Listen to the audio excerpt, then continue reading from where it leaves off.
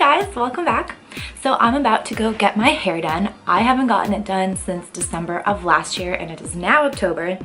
I don't do anything too crazy. I usually just get a little bit of highlights because my hair is naturally like a dirty blonde color, but I like to kind of oomph it up and like make it bright and pretty and whatnot. I don't know if you can tell, so I wanted to show you like the before. So you can see how all of this has grown out and it starts around here. It can definitely tell that it's really dark when I put my hair up. Let me show you. So you see when it's up like this, how it's all like, all of this has grown out. Like it used to be all super light, like similar to here. And I do, like I said, get highlights. So part of this, like the ponytail part, it's always like been lighter than the top of my head. So that's why I really tend to focus on things here. And what I like to get is something called a lived-in blonde. It's basically highlights, I guess. I don't know, I'm not a hair expert. I will actually be talking to my hair colorist, Olya. I love her so much. She's so freaking talented, you guys. So worth going to her. And I only get it done about every 6 months, like when I was consistent with it. Obviously, 2020, I'm like, forget about it, you know? But things are slowly opening up and auditions are kind of starting to trickle in a little bit. So I'm like, I should probably match my headshots. So I'm gonna go see my beautiful Olya. I'm so excited.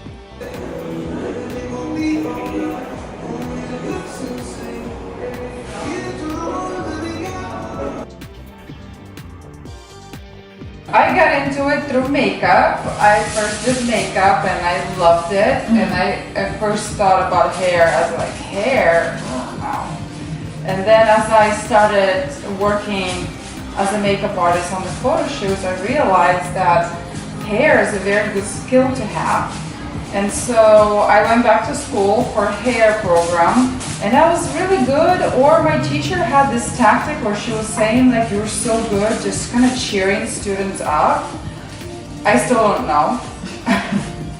But basically that's what brought my love for hair. I started on the second year of my college, which I was 18.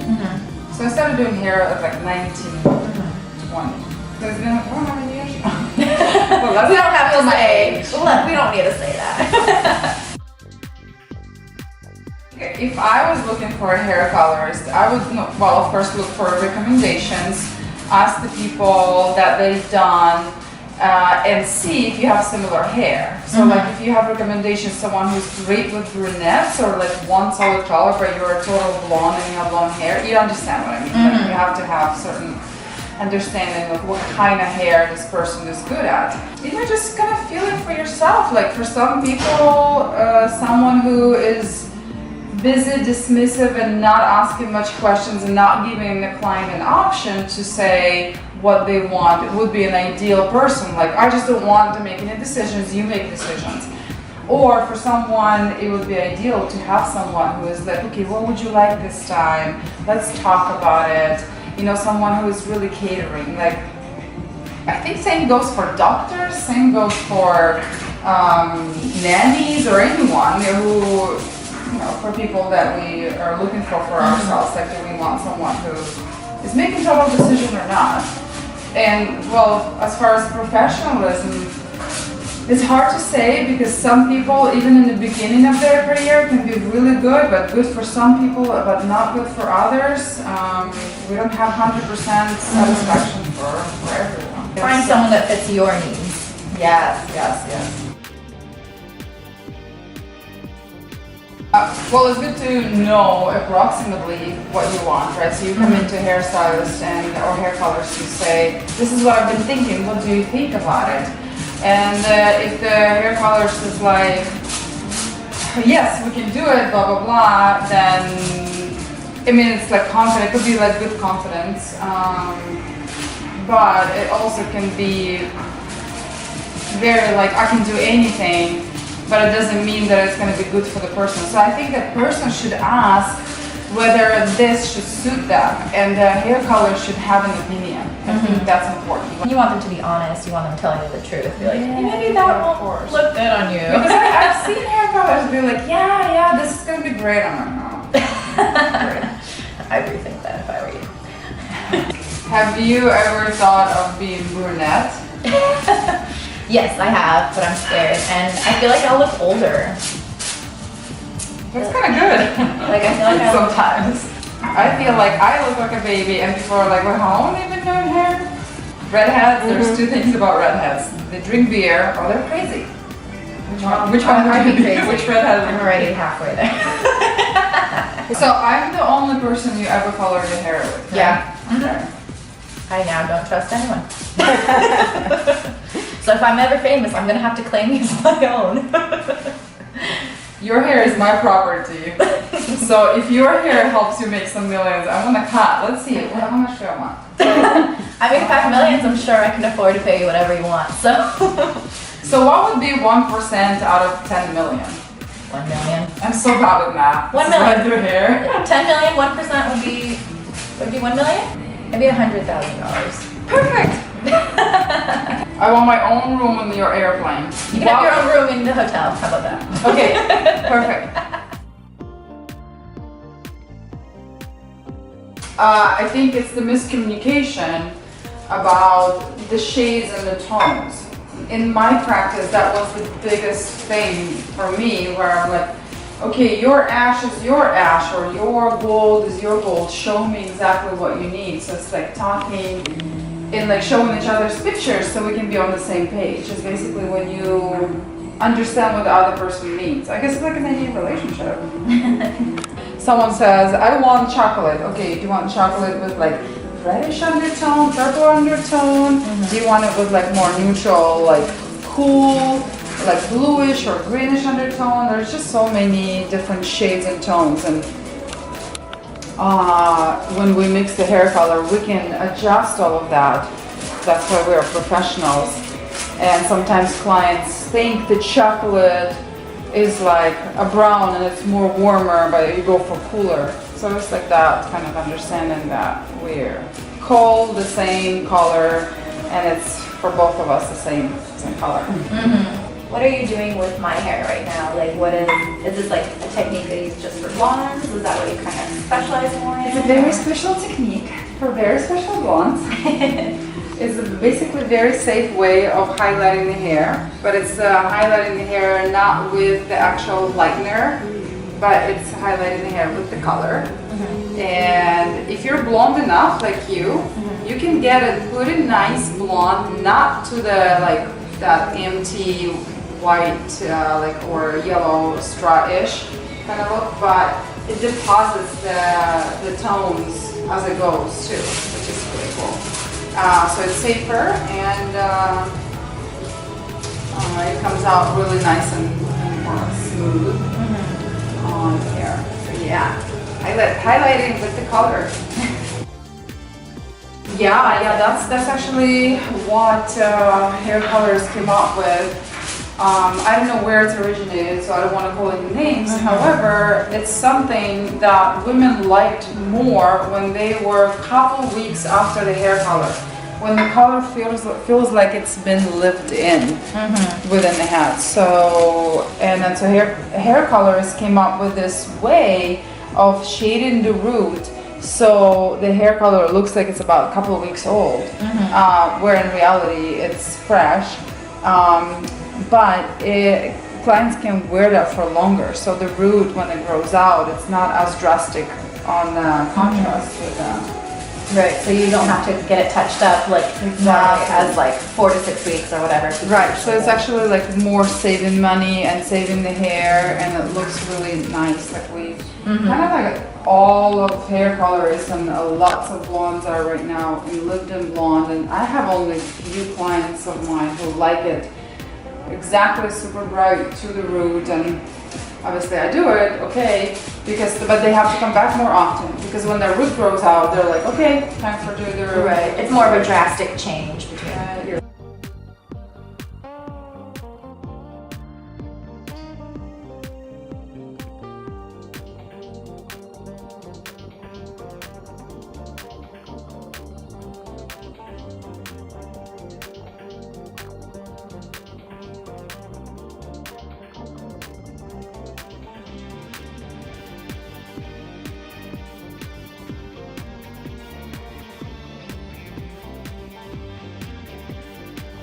This is the gloss, so your hair is really nice and glossy. Wow.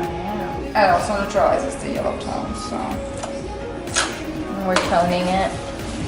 Yes, we're toning overall, and then I'll tone your roots a little bit so we can just make it look like your roots right here were not touched by foils and highlights. So it'll be like really nice and smooth transition here from your roots to the blonde. Is it possible to overtone? Yes. So don't go away.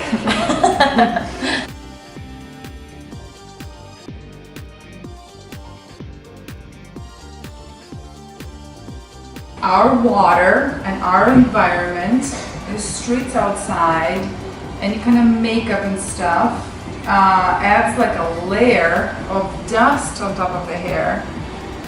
So I recommend to take clarifying shampoo and use it probably every, I would say once a month, and wash the hair, clear out all that dust really good. Then after that, take purple shampoo. So it also depends on how much yellow and how much the brass you want to take out. It could be a very strong purple shampoo, or it could be very mild. Like for example, Orbe is mild purple shampoo, and Fanola is strong. And then wash it with purple shampoo. It will brighten up the blonde. It will get rid of all the dust. So yeah, that would be the procedure that I recommend for brightness of the color. As far as the care, it's like anything you can get your hands on. Masks, moisturizing stuff, oils, leave-in conditioners, careful with the heat, no overheating the hair, doing the pre-wash treatments as Olaplex 3, and basically caring for hair very gently if it's you know, if it has any bonding to it. So would you say it's good to use the purple shampoo only once a month, or like maybe once a week? Or I know it probably depends on how often you wash your hair. Right, so like let's say if you have Orbe, you can use it every other time when you wash it, because it is so, I wouldn't say weak, but it's very mild on the pigment. So it's okay to use it, and it has some reconstructing qualities to it, so it's actually good for hair, but it's not as pigmented. But if you have Fanola, if you're blonde like you, I wouldn't use it more often than once a month. And it also depends on how often you wash your hair. Someone washes hair once a week. I do have clients like that.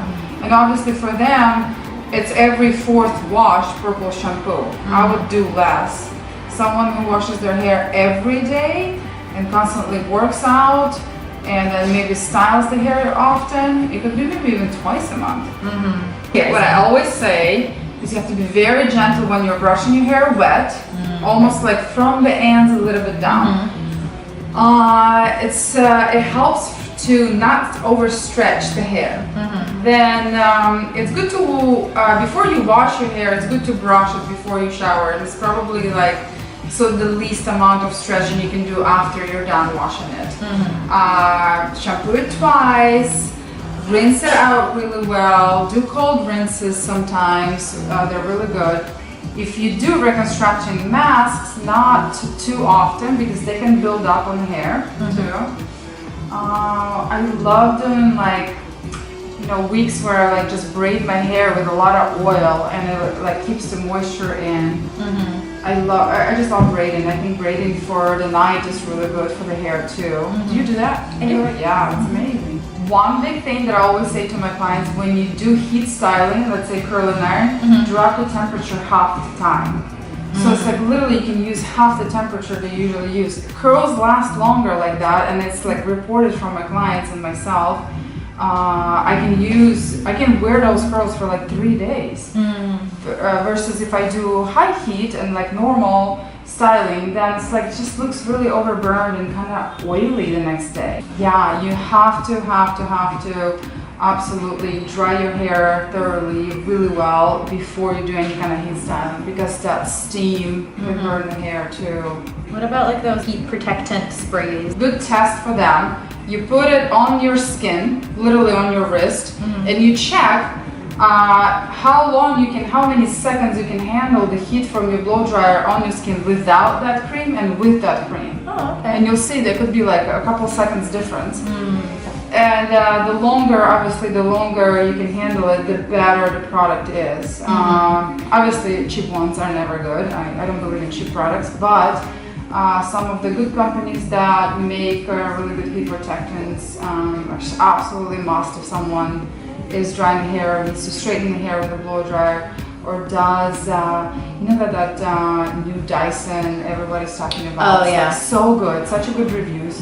And I think it kind of is sensitive on the temperature as far as it shuts down once it gets too close to the hair, but still. Oh, and take hair vitamins. Ooh. Yeah, vitamins are so good. Whenever I forget for like a week to take my vitamins, I see a shit. Like I pull some hair out of my, yeah. Specifically like vitamins for hair or like certain kinds of vitamins? Well, I can start with biotin if you don't want to overload yourself, like, or someone is concerned about it. But I've been taking Nutrafol for the last 5 years and I love them. I send them to my mom to Ukraine. My mom loves them. Like a lot of people who are, you know, been taking it report to me that it really does work. Like hair starts growing. Some spots that have been kind of like thinning filled up. The shedding goes away. Nails get stronger, and I think overall, like it just helps the immune system too. Like I don't feel like I don't ever get sick. Swimming pools, jacuzzis. Oh yeah. I've seen some hair turning green like in a second, and then they're like, "What do I do?" There are packets they call Malibu. You mix them with hot water, you apply it on your hair. It's literally like a very strong shampoo if you think, but it's basically a powder that mixing with the hair gives this like extra cleanser. So if you feel like, okay, you swim in the, I don't know, in jacuzzi and accidentally got thrown in the pool and your hair turned green, you can get the Malibu packet and it says mineral buildup cleanup. I think it's called that. Something like Malibu. And that way you can do it at home. Clean out the green color. Do not do your hair at home by yourself unless you're consulted with a professional, please, so a professional can help you pick the formula, tell you exactly how to use it. I don't know, I think spending money on it like goes a long way. You guys are still coming back and fixing your hair and it's cost more, and I've seen things like that happening more and more because during this stay home time people are like, I can just do it by myself, or I can go to someone who does house calls. How good they are, it's questionable. So yeah, just, you know, I guess be careful with your hair unless you don't care.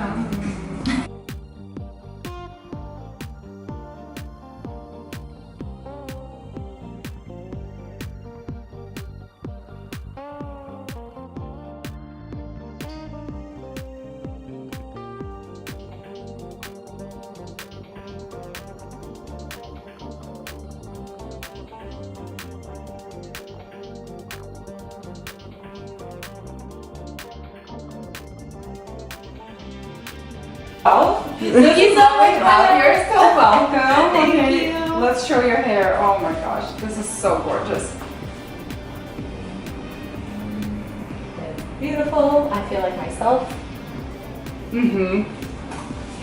That's so pretty, amazing. Well, thank you for asking me all those Of course. questions. Thank you for answering all of them. I really appreciate it. You're a goddess. If you're in the LA area, come see Hair by Olya.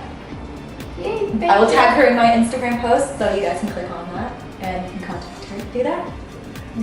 Thank She's you. beautiful. She's a goddess. She's amazing. Oh, thank you. You're so sweet. Thank you.